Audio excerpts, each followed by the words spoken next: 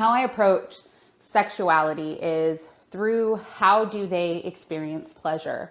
And so when I say pleasure, I mean when they go outside and they see a flower, does that bring them joy? And I asked them, like, does that make you happy? And so that's honestly how I start the conversation. Now they're at that age where they're exploring their body parts and they're like, what is this?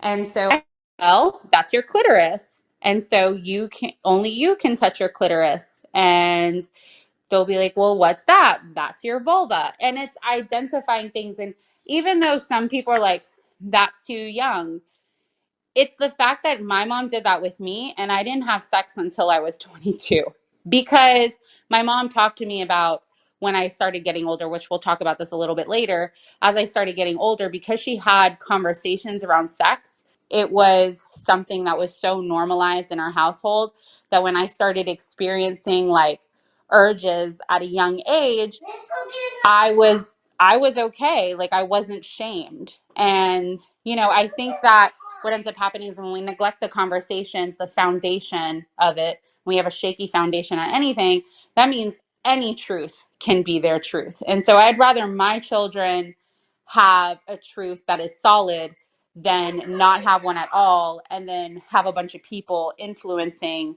that truth. So for me, it's, I think a lot of times people tend to have the conversation around sex and they're thinking penetration, and sex is so much more than that.